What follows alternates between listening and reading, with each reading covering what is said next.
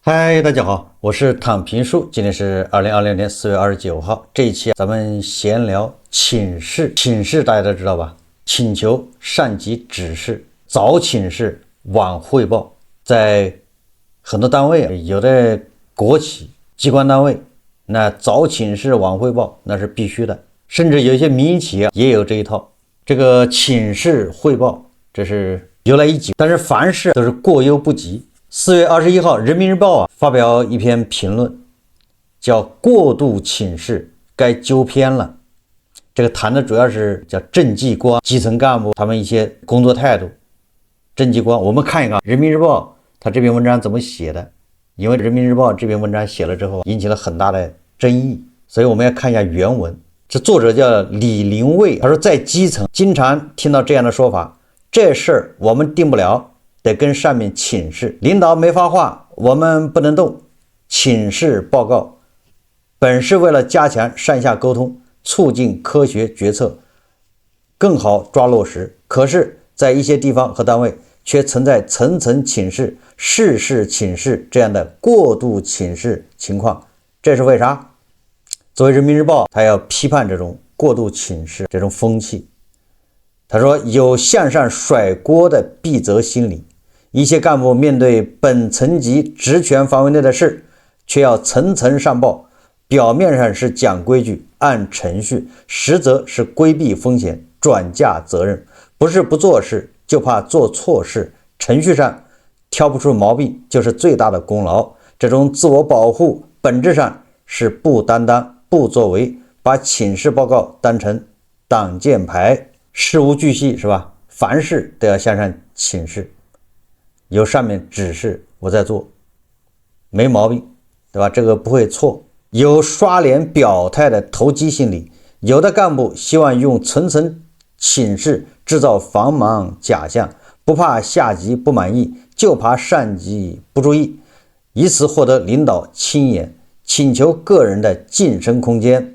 也就是你不停的向上请示，是为了让领导记住你，这小伙这个人怎么一懂事，二他事还挺多，很忙嘛，他的名字不停的在领导面前出现，下次升官是吧，晋升绩优考评，是不是就留下一个好印象？这叫刷脸表态。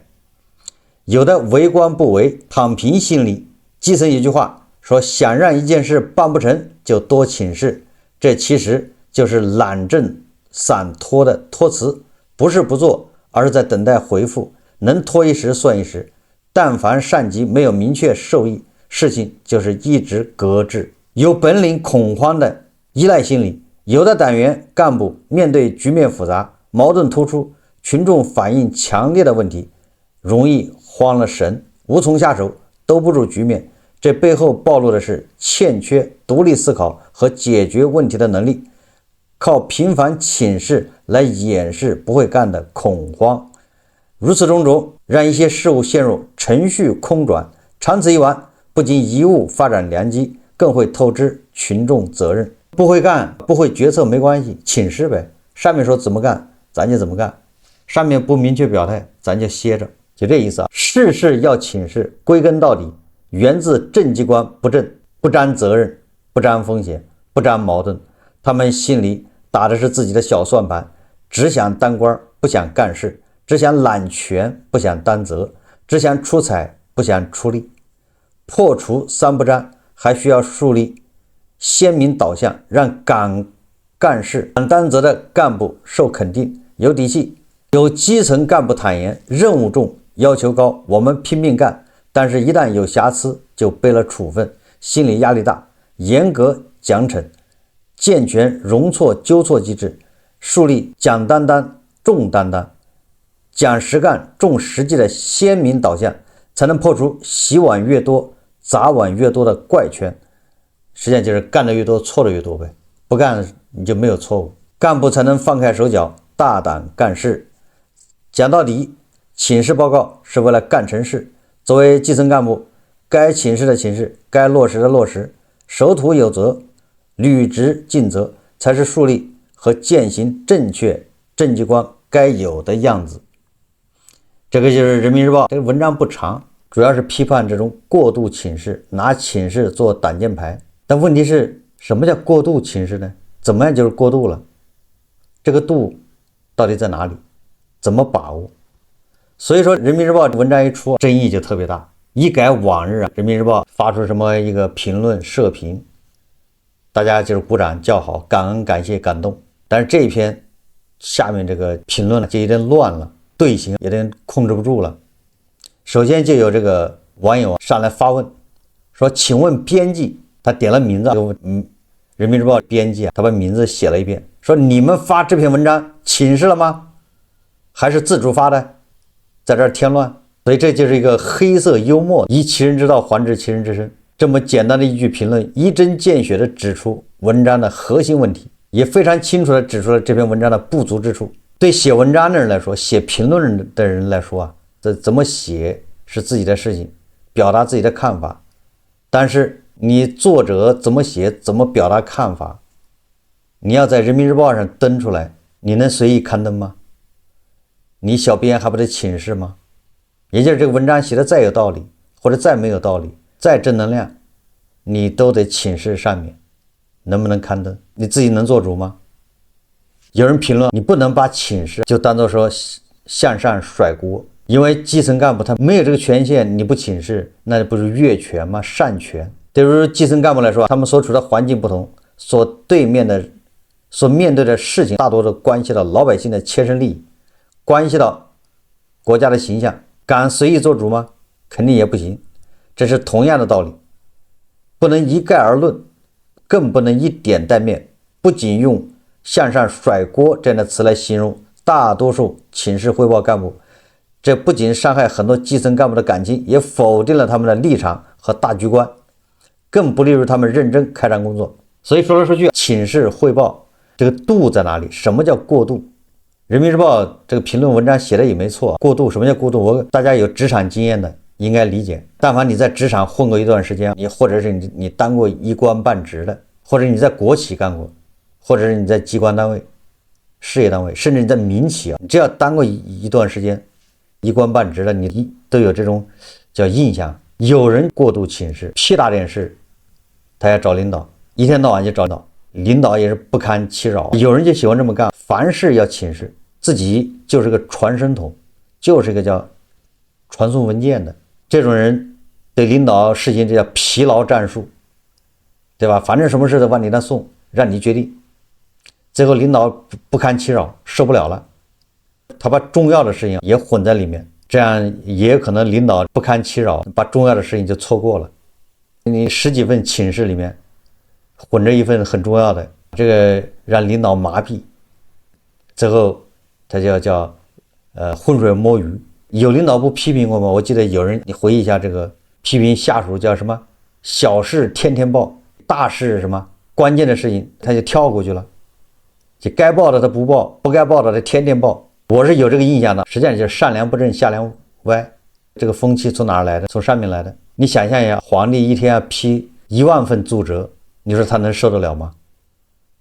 但他只能让别人代批，让那太监或者皇后或者是妃子，他受不了。他每个奏折上写个同意2个字，那一天都写多少字啊？不要说看了。所以说这个度是什么意思呢？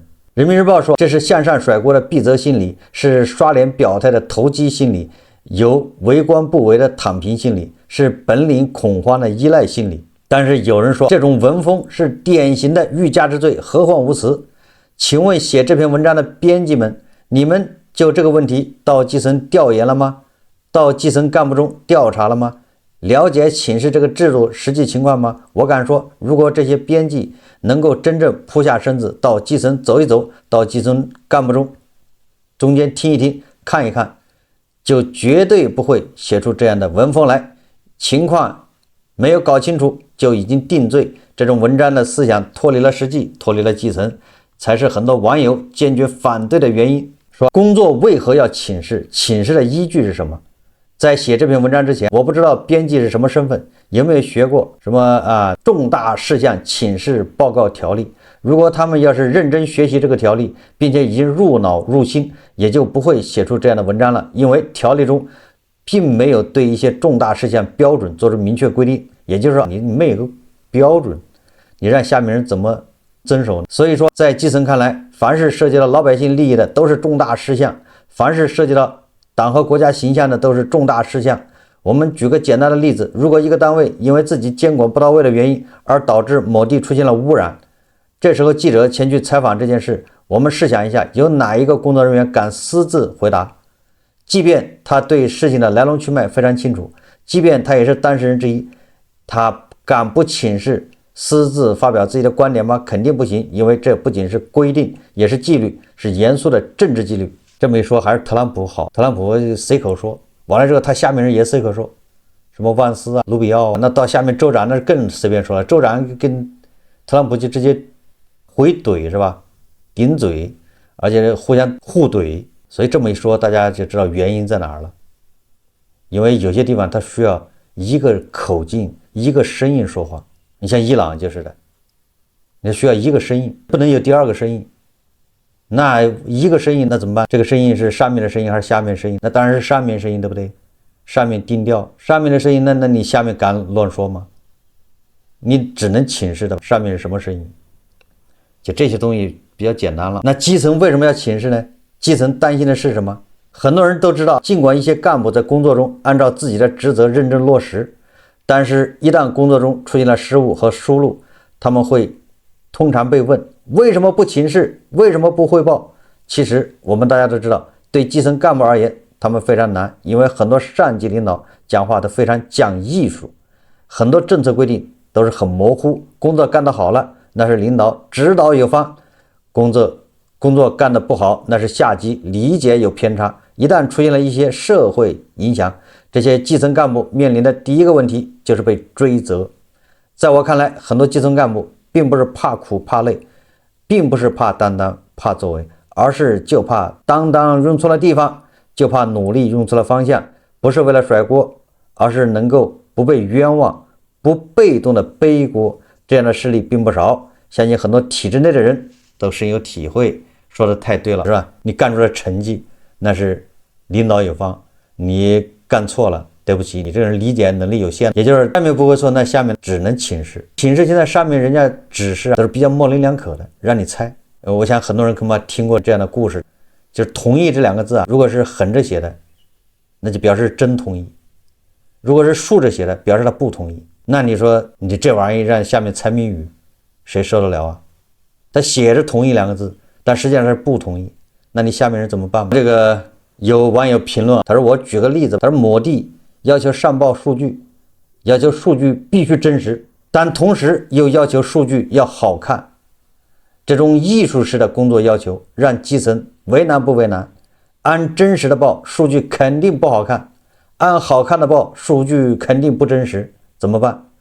这种情况让基层干部怎么担当，怎么作为？关于人民日报的过度请示现象的文章啊，新加坡联合早报4月24号他也写了一篇评论，叫中国基层干部的政绩观。他说各主流媒体纷纷推进树立和践行正确政绩观学习教育，但本周意外地出现了一阵小波澜。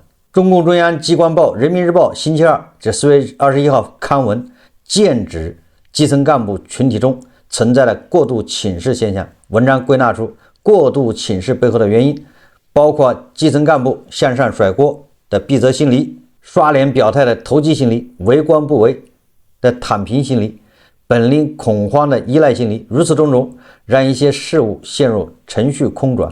长此以往，不仅贻误发展良机，更会透支群众的信任。这篇题为《过度请示该纠偏了》的文章也指出，过度请示是源自干部政绩观不正，不沾责任，不沾风险，不沾矛盾，只想当官不想干事，只想揽权不想担责，只想出彩不想出力。文章认为，要破除三不沾，还需树立起鲜明导向，让敢干事敢担责的干部受肯定有底气。仔细算起来，这篇文章并不长，仅800多字，发表在人民日报金台潮生。人民日报应该在北京朝阳区金台路那儿，要么这叫金台潮生政绩观系列谈之下，也并未在显著榜位突出。该系列相信是为配合正确政绩观学习教育而推出。3月以来已发表过多篇类似短文，针对政绩冲动症、新冠不离旧战、变味的创新等具体现象进行批评，内容颇实在，也算不上激进。但该系列本星期二发表的上述文章却罕见地引发公开反弹。一名自称是乡镇副职干部的作者投稿到中国某微信公众号，直接点名人民日报的刀砍错人了。作者自称在基层工作了10年，分管安全、环保、信访，还列举多个案例说明下层政府权责严重倒挂，基层干部一没有拍板的权利，二没有试错的空间，三没有解决问题的手段，遇到疑难问题除了请示、协调、汇报之外别无他法。作者反问，如果上面能痛痛快快给答复，明明白白给政策，实实在在给支持，基层干部用得着反复请示吗？他还写道，你的批评我认了，但你的刀子砍错了方向，并要求媒体真想纠偏，请刀口向上，去纠正那些把权力收上去，把责任推下来的上级部门。全文洋洋洒洒，一气呵成。如果真是某乡镇副职之手，倒可见中国基层不乏想为群众干事的干部，却困在权责不对等的现实中，动辄得咎，扭曲成了畏首畏尾的姿态。平心而论，该基层干部所反映的问题，人民日报短文在结尾处也简略提到了，只是没有展开，而基层干部的长文更像是一口郁结已久的满腹怨气。这起小小的舆论交锋之所以引人关注，其实并非官媒罕见的遭到基层干部挑战，而是他从上下两面都证实，中国基层干部确实存在某种空转或低效的工作现状。基层干部的是从个人的角度感觉陷入困境，而观察者则是从宏观层面解读。随着中国经济增长减速，各地财政紧张，地方政府尤其是偏远落后地区的政府，面对财政资源紧迫，干部提拔如升迁无望，甚至收入和补贴也被拖欠的现实，而责任又极其繁重，问责又极其严格。一些行政基层干部索性以行政性躺平作为生存策略，把繁荣的行政程序武器化，拖延项目，延后决策，躲在文商会海里逃避问责。这种低成本、低风险的应对策略，正在侵蚀政府的行政效率与公众信任。实际上，基层干部躺平的情况在2024年就开始凸显，许多地方还为此设置羞辱性奖项，曝光推诿扯皮、得过且过的所谓躺平式干部。不过按照国安部门还最近不是发了一个文章，这个躺平式思想都是受国外某些机构蛊惑的、资助的。那这个基层好多躺平式干部，按理来说也是受到国外蛊惑或者叫资助，给他发钱让他躺平。到底谁给这些干部发工资让他可以躺平啊？以咱们这个亲身经历，牛马是没有资格躺平的，牛马也躺不平。牛马现在是陷入一个叫卷不动、躺不平的，这才是真实客观情况。只有干部才可以躺平，这个大家自己去体会。只有公务员有编制的可以躺平，因为他旱涝保收，有人给他发工资。民营企业里面，你个牛马，你想躺平，分分钟就把你开了。你被开了，回家之后躺平，你爸妈那天天给你絮叨，你也躺不平。七大姑八大姨的眼光，让你没办法安心躺下。所以说牛马就不配躺平这两个字。就像这个布衣是吧，也不是指牛马。新加坡联合早报说，它是据媒体报道，贵州省遵义市红花岗区、江苏省泰州市都设立过蜗牛奖，江苏省盐城市滨海县开展寻找躺平者的活动，还有的地方设立鸵鸟奖，以此羞辱表现不佳的官员与干部。这些上级部门或许以为这样能达到杀鸡儆猴的效果，但效果难以长久。真正的破解之道还需改变权责匹配，解决地方政府的财政问题，并且将以说了10多年的健全容错纠错机制落到实处，否则无论上层如何要求树立和践行正确政绩观，基层官员满心满眼只有安全观，所思所想根本不是政绩。这个新加坡联合早报最后他说话说回来，他说现在开展的什么树立和践行正确政绩观学习教育，其中明确以县处级以上领导班子和领导干部，特别是一把手为重点。也就是说，你基层干部，你还不配学这个，怎么是处级以上一把手才要树立和践行正确的政绩观？你基层干部哪有什么政绩观呢？就是执行。再说了，高层所谓正确政绩观，强调的是不搞急功近利、弄虚作假、盲目蛮干，杜绝新官不理旧账和形象工程、政绩工程，这都是略有权力的干部才涉及的问题。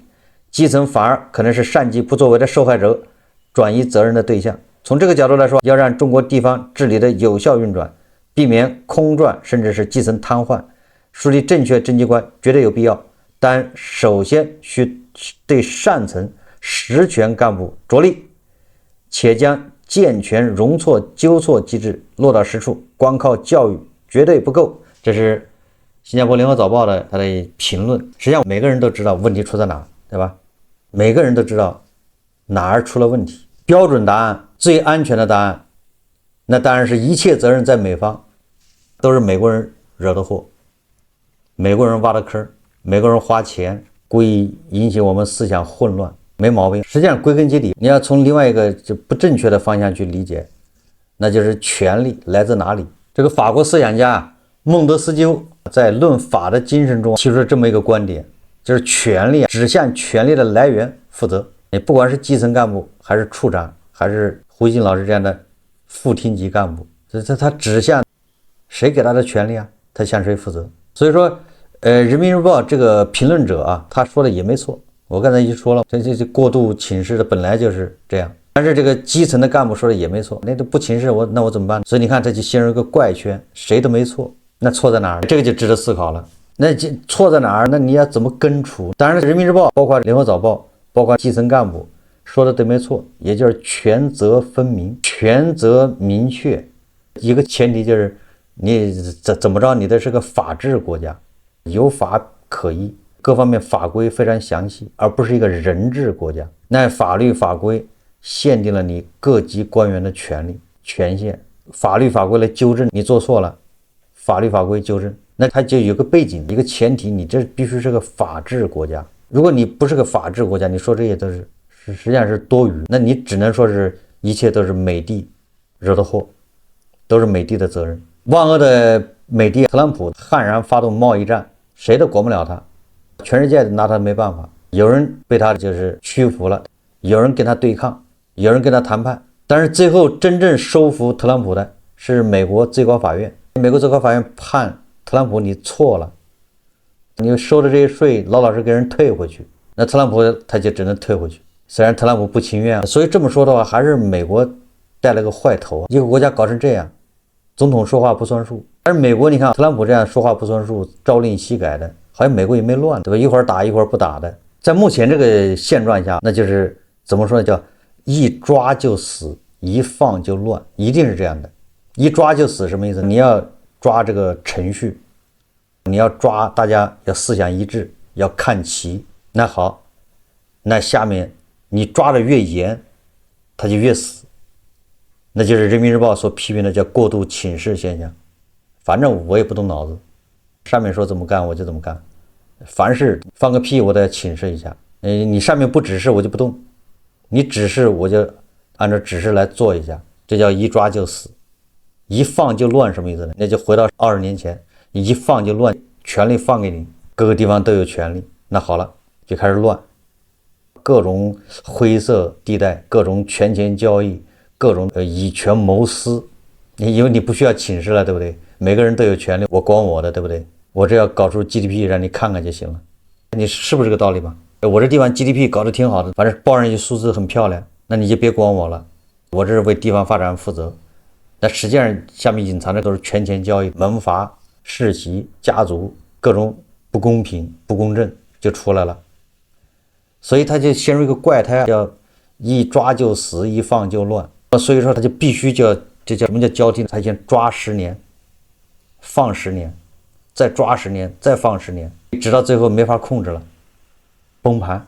他一定是这么干。你要看看历史，他就是这么过来的。抓和放都有道理，都是迫于当前形势，你不抓不行了，所以必须抓，一抓又死，经济就没有活力。到一定地步不行了，又得放，交替往复循环，最后直到没有办法再往下循环的时候，就终止，就这么个事。今天为什么聊这个话题？是我看到这个事情引起很多人讨论。人民日报评论员他是从一个更高的角度往下看问题，遭到底层基层的这些干部的反驳，也就是双方都不想背锅了。现在压力大，大家都有怨气，都不想背，这就是联合早报说的，对不对？尤其是在现在地方财政紧张的情况下，这个工资绩效的很难保证，有的是很多地方都是保6争8，工资保6个月的，争取发8个月。有的地方把泥巴卖出黄金的价格，都是被逼得没钱了，债务泰山压顶。在这种情况下，这些基层干部的活并没减少，反而活更多，各种学习，各种 KPI， 活还越来越多。那你说，那怨气肯定就越来越大呀。所以说这也是个现象，也可以看它已经交替到什么地步了，走到哪一步了。